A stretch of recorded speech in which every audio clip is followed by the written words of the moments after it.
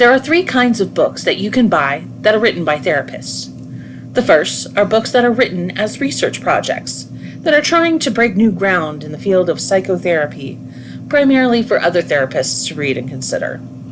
These are very technical in both language and content and are not meant for the general public, and they would not be very interesting to read by the regular person out there.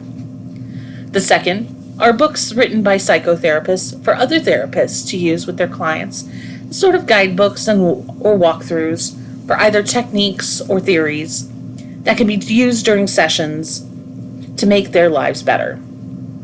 The average person can buy these and read them, but they are written to be used by the teacher and not the student, and they can be a bit technical or are still largely written in professional language.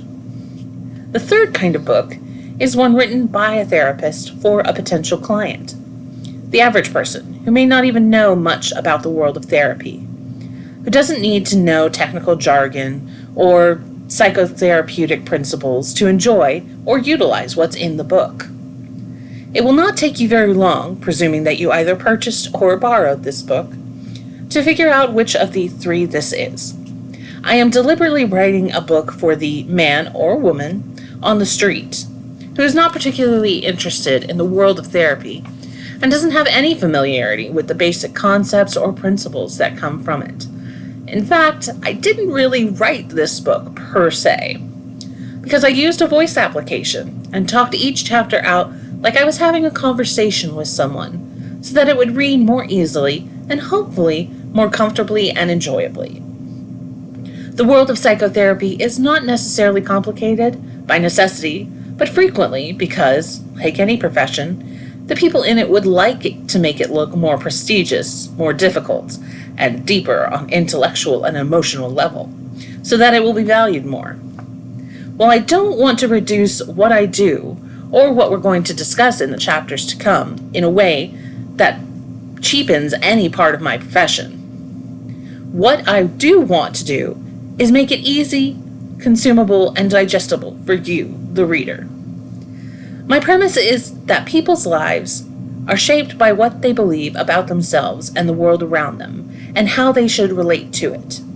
And the best way to tell you what you, or I, believe is to hear what we say to ourselves in the privacy of our own thoughts. I believe that what we tell ourselves privately determines the success of our emotional and relational lives, and also determines whether we will create depressive symptoms in and of ourselves.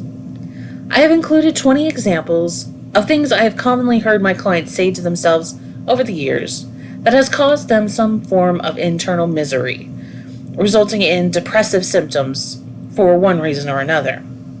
This is not a clinical research book, but rather an experimentally based exploration of the most frequent potholes that I have seen my clients drive over and damage their cars on, and how and why I would want to steer you away from these on the road of life.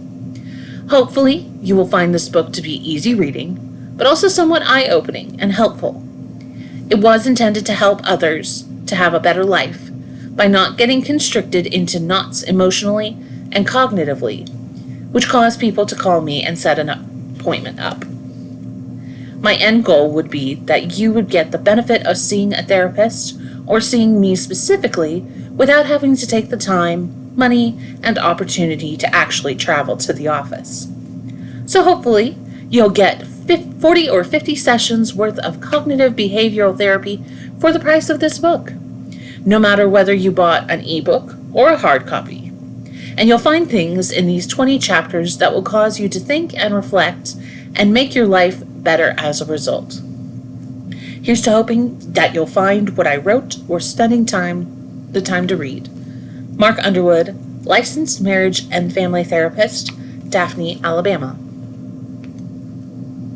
But everyone else around me seems to be so happy.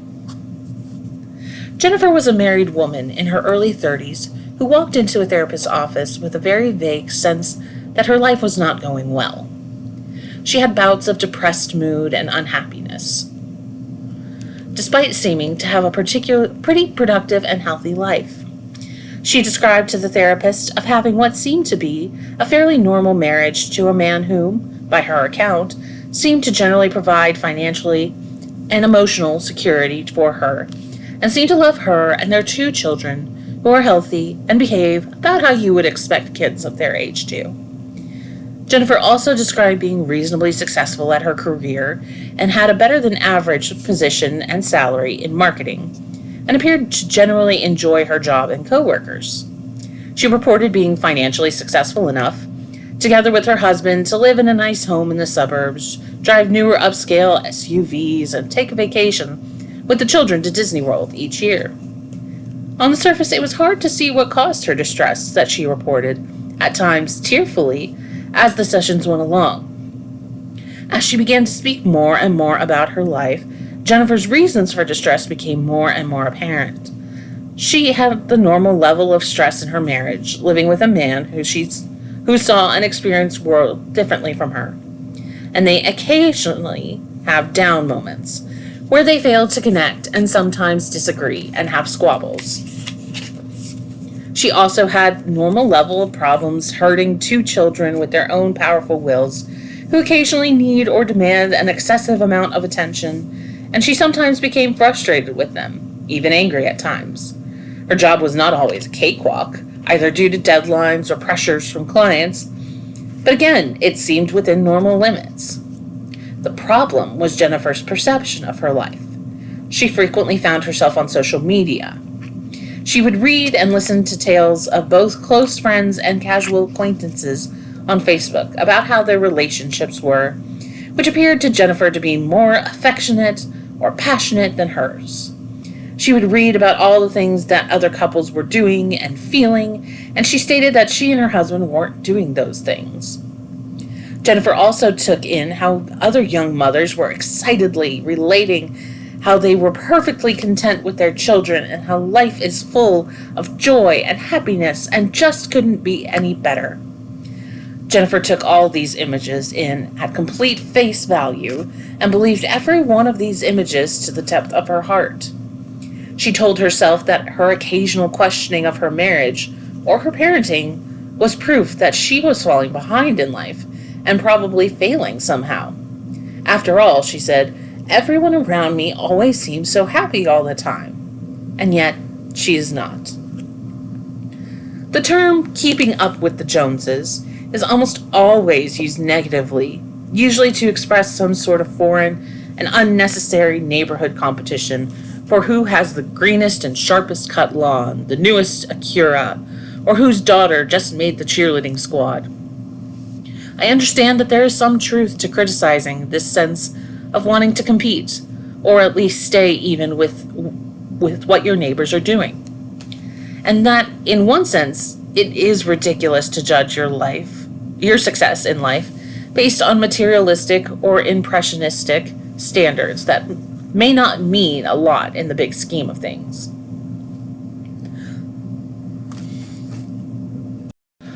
On the other hand, it seems perfectly human and perfectly normal to look around us for some sort of barometer to judge and grade how well we are doing in life by how well others are doing. It seems reasonable, on one level, to try to determine or create the grading scale by which we can tell whether we are above or below average, or about right where we should be, in the middle. I don't think it's a stretch to say that human beings are generally social creatures that tend to base their self-esteem on others' acceptance or perception of them, even if this is something we do by necessity when we are young and presumably, or hopefully, move out of this thinking to some degree. I'm going to argue that basing your entire self-worth on what others think of you is pathological. It is proof of a lack of emotional independence and shows a lack of differentiating from one's parents or peers or from cultural expectations. But looking around to try to find a baseline of what is normal is pretty, well, normal.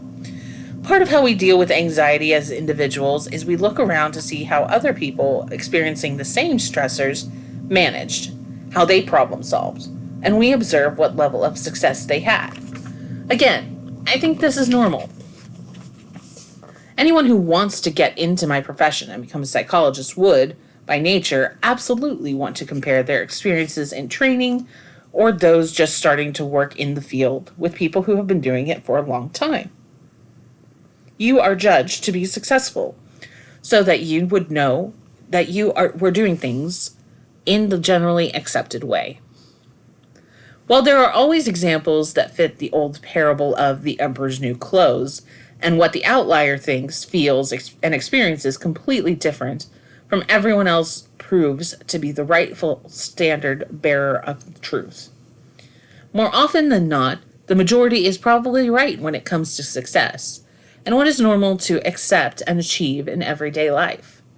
This is because most of us live pretty similarly and have common level of struggles, problems, and challenges in the categories of life that these occur. These tend not to change much from person to person.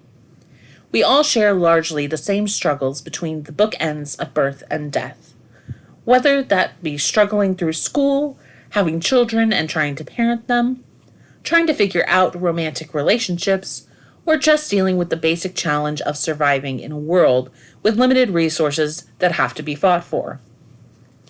So far, it sounds like I'm justifying and agreeing with everything that Jennifer said to her therapist, doesn't it? Well, I kind of am agreeing with her in one sense. I'm agreeing with her belief that she should be able to tell something about her own experiences and her success at managing life with those experiences by looking, listening, and learning from others around her. This does not mean that I believe that everything she told her therapist is right, or that she should absolutely double down on her sense of failure and anxiety and depression because she doesn't feel inside the way that others are presenting on the outside. These are two completely separate issues that we need to discuss and put as much distance between them as we can. Why do we need to separate them so drastically? Because while I believe that it's a good thing to look to others' experiences and to listen to what they have to say and feel about themselves to determine some sort of baseline normalcy for ourselves, I don't believe that the people around us generally tell us truthfully about their successes and failures. It's ironic that we mentioned the Emperor's New Clothes earlier, because that's exactly what I think is at play when Jennifer looks at everyone around her and tries to figure out how she's doing based on what everyone else is presenting. I've heard this same story told to me about half a dozen times by different people in one form or another, but we'll take the example of a very outwardly successful woman in her 30s. She would be regarded by her peers as being physically attractive and career successful. She was married to a man of some considerable standing, both with respect to the community and his career and their financial success together. She told me that the depth of her own self-questioning and existential anxiety and depression, that she mustered the considerable courage to lay out all the cards on the table in front of her women's group at church and risk scorn and criticism for not being the shining picture perfect of inner success, and gave something very close to full disclosure. Being considered by everyone in the group as the picture of success, spiritual leader, and role model, she had some natural concerns about this disclosure, how this disclosure would be received. After she told her story, she recounted to me that there was a gigantic sigh of relief, followed by people telling her that they could never have believed that someone as attractive, healthy, and seemingly well off as she could be having these kinds of problems, because she didn't look like she had any problems. After that, one woman confessed that she regularly thought about cutting her wrists. Several others confessed that they frequently had powerful but passive suicidal ideations about wondering why they were here, and that there was a giant unspoken but powerful oppressive, depressive spirit within the members of the group. What my client found and spoke to me about was that she broke the ice and gave everyone permission to drop their facade of success, functioning, and happiness and be real about how they felt, how they were really functioning in life. I don't think this is a one-time social occurrence or something that doesn't really speak to what's collectively true. After the fact, my client stated that she was considered even more of a leader and a role model for having the courage to break the chains of fear and anxiety. She found that public failure had given everyone permission to feel and be who they really were in truth. The problem here is twofold. The first part is that we tend to believe others' self-presentation as true, as long as it's reasonably believable. I frequently tell the story of an acquaintance of mine that I spent time with, hanging around in middle and high school. He told everyone during all those years that he was a black belt in Taekwondo. Now, this fellow never showed us 1 millisecond of anything karate related the whole time we knew him that would have validated this claim. He was super athletic and muscular and was known for doing some pretty impressive acrobatics, so nobody questioned his claim. I mean, he looked the part, and there really wasn't any reason to question his self-presentation, so no one challenged him as a result. He carried a pretty healthy level of respect, despite being a sort of happy-go-lucky and playful guy. Then, in my senior year, he got into a scrum in the lunchroom with a much smaller kid a couple years younger than him, who was determined to press the issue and either hadn't heard of his reputation or wasn't fazed. It only took maybe 10 seconds for our karate master friends and reputation to be completely obliterated. The younger kid stood up and threw 3 or 4 quick punches that landed square in his face, and Mr. Taekwondo didn't even get his hands up in the semblance of any kind of blocking self-defense, and clearly had zero training in any kind of martial arts. The fight was quickly broken up by teachers, and nobody suffered any real harm outside of our friend's reputation. I remember my buddies and I just shaking our heads and groaning about how badly we had been scammed, and laughed about having believed this mythic tale of martial arts prowess for 6 long years. Again, while we have to rely on each other's experiences to try and get a gauge on what ours should reasonably be, to try to figure out what is normal, it is also seemingly true that we cannot put complete trust in how individuals self-present. The biggest issue that I see in having my sessions currently appears to be that social media allows us a wider view into the larger group of other people's lives. This gives us a larger sample size to judge our peers and use those reflections for our own purposes. And those reflections can be trusted to be generally honest and accurate. It is also foundationally depends on the idea that you can actually get a read on how others are truly feeling from their outward appearances and offerings. What do people actually show on social media? Their true existential strife and success? People don't show their true selves on Facebook or in public venues because they are worried about what you and others will think of them, and assuming that you and others are happy and they do not want to present failure. Well, I think all of us would agree that people are not transparently honest on Facebook or any other social media site about what they are thinking, feeling, and how they really see their lives. It would take courage to present failure as your experience when you believe others are doing better. Perhaps to do so would invite ridicule or unwanted sympathy that would reflect a lowered social status or some other public embarrassment or criticism. So there appears to be collective fear that causes people to not present as they truly are on social media. That fear is either how they believe others expect them to be and live, or how they wish to be perceived as being and living. It has happened more times than I can recollect off the top of my head that someone who has posted happy selfies with their spouse and presenting as happily married on Facebook has messaged me and said they think they are getting a divorce or their marriage is in dire trouble. I don't believe that we really can tell much about others, about anyone's inner life by what they deliberately present to us publicly. This means, of course, that much of what Jennifer has based her own self-critique and feelings of inadequacy on is a complete mirage and smokescreen. Going a little further, it also appears from the vignette that Jennifer believed that she was alone in her struggles to juggle family and work responsibilities and the demands of adult survival in a world of limited resources. She believed her feelings were unique. As I said in a different chapter, I believe in the principle of shared experiences as sort of a standard and reliable way of managing anxiety about our lives. This includes what others actually think about us, who we are, and what we do. She assumed that others do not feel and think like she does about the basics of life, and that what she would logically experience as stressful, time-consuming, or exhausting must somehow miraculously not be that way for someone else because they are not visibly showing it or admitting it. This appears to be really anxiety-based and not very logical, as it would stand to reason that if you are being rained on and everyone else is being rained on too, they probably feel just as wet as you do.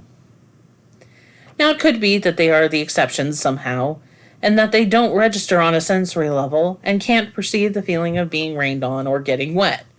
Or it could be that it is raining harder in their neck of the woods, as it is in yours, but exceptions to the rule are still exceptions to the rule, which are not the norm. As I've said before in the chapter, I feel like others are looking at me and thinking negative things. It's generally a pretty trustworthy guideline to believe that other people around you pay no more attention to you than you do to why you're shopping at Walmart, unless they or you are doing something so far out of the norm to merit some sort of special cognitive and emotional attention. So if you agree with the principle of shared experiences, do you factor this into how you interpret people publicly, say about their work, personal lives, and their marriages? Or are you taking whatever people present publicly as the absolute bottom line truth about what they are really feeling? One of the more regular yet powerful sessions that I have with people is breaking the illusion that everybody else is happy. For my clients, especially when it comes to marriage and kids. I regularly address this with people in sessions all the time by saying that my life advice is always don't have kids and don't get married. I'm only being about half serious when I say this. Because of the two hardest things to do that no one really does well, even if they think so. We are told repeatedly throughout our life that life will be easy and deeply fulfilling. Everyone comes to my office and assumes that they are the only ones struggling, miserable, and overwhelmed with trying to figure out how to be married to someone who thinks and feels wildly different than they do, or how to raise children, who are essentially socialized little animals who can consume a week's worth of resources in any given day. I always bring up my belief that culture deliberately tells us that getting married will be a wonderfully pleasurable and smooth adventure that will bring us nothing but happiness if it's done right, and that children are an absolute blessing who will always bring smiles and a warm glow to our hearts. Anything less, and we are absolutely screw-ups as parents. I think it is by necessity that society does this, because if everybody admitted publicly and personally, and broadcasted everywhere that marriage was an incredibly difficult thing to master, even under the best circumstances, and that parenting was a thankless and bloody job that will leave you exhausted physically, mentally, and frequently financially drained, then no one would want to get married or have children. What would then happen to the world? Well, I think there'd be a lot less marriages and a lot less people having children. I will be the first to raise my hand and admit that when I got married, I had absolutely zero concept about how emotionally and cognitively challenging relating, living with, and partnering up with someone who felt and thought completely different than I did would be. Let me raise my hand a second time and admit that when I had my first child, I had absolutely zero concept of what I was doing, of what I was going to be required to do to successfully raise my son, and had zero preparation ahead of time to conceptualize just how draining, exhausting, and challenging that parent would be. My wife and I have a shelf full of those willow tree figures that are hand carved displays of loving husband and wife embracing a happy mother warmly cuddling her baby in her arms, and we frequently laugh at the absurdity of making the most idealized moments of marriage and parenting. We laugh about those figures being a visual symbol of how we were fooled and lied to. When I bring these up in my sessions, without fail, my clients take a giant breath and sigh in relief and end up saying, "We thought it was just us that felt that way." Usually understanding that everyone generally feels this way brings up a permanent shift away from this isolating feeling that they are the only ones struggling with something that should come naturally and easily to them, like it does everyone else in the world. What Jennifer did not understand was that others feel pretty much exactly the way she does about her life struggles. Nobody has a perfect idyllic marriage. Nobody has a smooth and always happy time raising children. What she also appeared to either not understand or has forgotten is that people present as they believe others expect them to be on what they see others present as feeling and being. Thus, it ends up a giant circle of continually self-perpetuating mirages.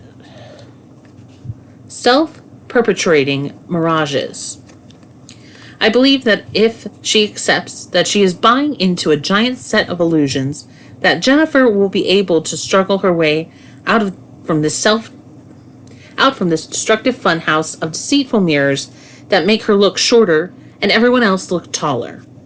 She will be able to adjust her own self-worth accordingly and realize that she is probably doing a much better job with her life than she thought she was. Jennifer's therapy centered on two specific points to relieve her self-imposed criticism and unrealistic expectations, centering on seeing her own feelings about parenting and marriage as normal and par for the course, and that her own experiences are probably not far off from what others would experience in the same situation. Jennifer slowly warmed up to the idea that her feelings were not indicative of some deficiency of her own, and that the different tasks and roles she has in life could never be easy and merely enjoyable or without personal change and evolution. She then began to understand that others feel the same stressors, fears, frustrations. Jennifer's anxiety gradually lowered the further she saw through this veil of pretend happiness and complete competency in areas of parenting and marriage. She gained confidence in her own perceptions and experiences, and her unhappiness dropped similarly.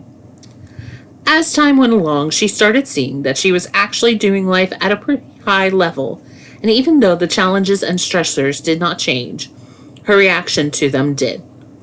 She began enjoying her life more and began to bond on a more deeper level with both her husband and her children. She left therapy a much happier person and committed to not take others' presentation at face value and believe that others were really much happier than her.